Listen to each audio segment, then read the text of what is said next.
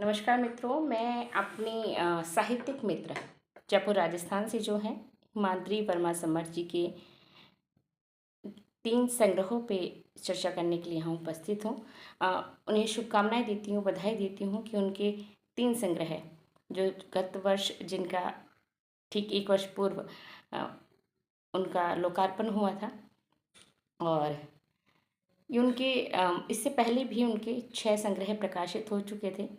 उसमें से कुछ संग्रहों को पढ़ा, जैसे अल्फाज का कारवां है, वो उनकी प्रारंभिक लेखनी थी और अब उनकी पूर्ण सक्षम लेखनियों को पढ़ने का अवसर मिला। उस लोकार्पण का एक निमंत्रण मुझे भी मिला और सर्वप्रथम तो यही सोच रही थी, मन में संशय था कि जाऊं या नहीं जाऊं, लेकिन उस लोकार्पण की सबसे प्रमुख विशेषता जो थी वो यह थी कि बहुत से लोकार्पण देखिए पुस्तकों के, जिसमें एक साथ कई पुस्तकों के लोकार्पण होते हैं, लेकिन वो अलग अलग लेखकों के द्वारा होते हैं। इस लोकार्पण ने जो मुझे आकर्षित किया वो ये था कि एक ही साहित्यकार की 3 अलग अलग विधाओं में 3 पुस्तकों का लोकार्पण एक साथ हो रहा है। इस एक इच्छुक इस जिज्ञासा ने मुझे वहाँ जयपुर जो इनका लोकार्पण था वहाँ जाने के लिए विवश किया कि मैं ऐसे हस्ती से मिलना चाहती जिन्होंने एक साथ 3 संग्रहों को लोकार्पित किया है, वो भी तीनों अलग अलग विधाएं। उनकी 3 पुस्तकों में और भी हैं मंजिलें, कस्तूरी मन और दिल में बसे। ये तीनों अलग अलग विधाएं हैं। बात करूं यदि कस्तूरी मन की, तो इसमें लगभग 105 कविताओं का संग्रह है। जब मैंने इस संग्रह को पढ़ा तो मुझे मेरे मन के बेहद करीब लगा। मुझे कस्तूरी मन से हिमाद्री की मन को पढ़ने का मौका मिला। इसमें जो कविताएं मुझे परम प्रिय लगी उसमें बहुत सी थी, लेकिन उसमें माँ, अबोध, तलब चाय की, बुद्ध होना, चाहत चांद की, जीवन सींचते रिश्ते और आसमां होती चाहते के साथ साथ रुक्मणी भी मैं, राधा भी मैं और नारी बुद्ध होना चाहे, ऐसी अनेक रचनाएं, ऐसी अनेक कविताएं थी जो मेरे मन के बहुत करीब हुई। उन्हें मैंने पढ़ा और इसकी समीक्षा भी मैंने लिखी, जो अनेक स्थापित समाचार पत्रों में, पत्रिकाओं में प्रकाशित भी हुई। ये पुस्तक मुझे बहुत अपने संग बांधे रखा इस पुस्तक ने। इसी के साथ इनकी जो दूसरी पुस्तक का लोकार्पण हुआ वो है और भी है मंजिलें। ये कहानी संग्रह है।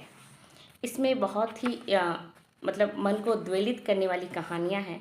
इस संग्रह पढ़कर ऐसा लगा कि हाँ, एक कवि के लिए कहानियाँ लिखना, वो भी इस तरह की कहानियाँ लिखना जो वो अपने कवि मन के साथ पूरी तरह यहाँ पे न्याय कर रही है। इसमें से जो कहानियाँ मुझे बहुत दिलचस्पी लगी और जिनके शीर्षक ने मुझे आकर्षित किया वो है, एक तो सिग्नल, एक गांव न जा सके बापूजी, इसी के साथ हेल्प लाइन नंबर और पायलट भाभी। ये कहानियाँ ऐसी कहानियाँ थी जो मैंने इन्हें कई कई बार पढ़ा, और इसलिए पढ़ा क्योंकि इनकी भाषा शैली, संवाद योजना, पात्रों का संयोजन जो इन्होंने किया वो बहुत ही सक्षम है। भाषा कहीं भी पाठक को उलझाती नहीं है। हम आम बोलचाल की भाषा कह सकते हैं जिसमें हिंदी और अंग्रेजी के शब्दों का, मैं कहूँ तो आजकल एक मॉडर्न भाषा इंग्लिश शब्दों, इंग्लिश जो भाषा है हमारी, इंग्लिश और हिंदी, इंग्लिश भाषा जो है उसका प्रयोग उन्होंने किया है, जिससे पाठक बिल्कुल तारतम्यता से पढ़ता चलता है। और ये कहानियाँ आपकी रोज़मर्रा की ज़िंदगी से निकली हुई कहानियाँ हैं जो आपके हृदय के बहुत करीब हो जाती है। इसके साथ एक ये संग्रह है दिल में बसे हो। इस संग्रह ने मुझे अपने आप को न जाने कितनी बार पढ़ने के लिए विवश किया। उसका एक रीज़न था, एक कारण था। ये एक रहस्यमय रोमांचक प्रेम कथा है। इसे मैं कहूँ कि पटकथा है और इसमें सस्पेंस है, इसमें लव ट्रायंगल है, इसमें डरावनापन है। तो मतलब ये एक ऐसी स्टोरी है जो इसमें भी उन्होंने इसी भाषा का प्रयोग किया है कि पाठक वर्ग कहीं भी भाषा के बोझ में आकर भावों की में रुकावट ना आए और इसे पढ़ना ना छोड़ दे। इस कहानी को मुझे कई बार क्यों पढ़ना पड़ा कि यदि मैं इस पटकथा को पढ़ते हुए रुकी हूँ, तो मुझे वापस से उसे पढ़ना पड़ा है।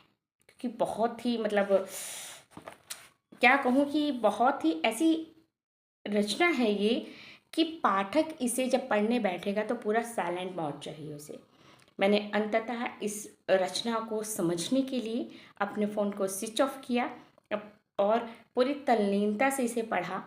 बहुत से उलझाव है कहानी में, लेकिन निश्चित रूप पे पटकथा है, एक फ़िल्म स्टोरी है, जिससे हम ये कहें कि इसमें फ्लैशबैक भी है, इसमें फ़िल्म की तरह गीत भी रचे गए हैं। इसमें जो पात्र है वो बहुत ज़्यादा नहीं है, मुख्य पात्र तो 4-5 ही है, सहायक पात्र है बाकी। और बहुत ही क्लियरिटी के साथ, बहुत ही विस्तार के साथ उन्होंने बात को रखा है। यदि पाठक पूरे ध्यानपूर्वक इसे पढ़ता है तो मन मग्न होकर पढ़ता है।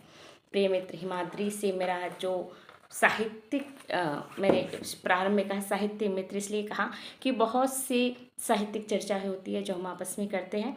एक साल में इतनी घनिष्ठता मित्रत्व होना ये वही व्यक्ति कर सकता है जिसके स्वभाव में बहुत सरलता और सहजता होती है। हिमाद्री ने जो अपना उपनाम समर्थ लगाया है, वाकई में उसे समर्थ बनाता है, न केवल साहित्यिक शैली में, वरन वो एक बहुत ही समर्थ और बहुत ही मानवतापूर्ण व्यवहार वाली, बहुत ही मिलनसार महिला है। और उसका ये स्वभाव ही है जो उसे सभी से तुरंत जोड़ लेता है। उसके भीतर की समर्थता ही है जो उसे साहित्य में इस हद तक स्थान दिला चुकी है। मित्र, आपको अपने इन संग्रहों के 1 वर्ष पूरे होने के लिए बहुत बहुत बधाई। और इस बात की और बधाई कि 1 साल हो चुका है, लेकिन संग्रहों की समीक्षाएँ लिखनी बंद नहीं हो गई है। इन संग्रहों की समीक्षाएँ आज भी जाने माने वरिष्ठ साहित्यकार कर रहे हैं, जो अनेक पत्र पत्रिकाओं में छप रही है। तुम इसी प्रकार साहित्य के क्षेत्र में अपनी कमान बनाए रखो, अपनी समर्थता बनाए रखो। इस समर्थता को अपनी समर्थता से साहित्य जगत को समर्थ करते रहो। इसके लिए ढेरों ढेरों शुभकामनाएं।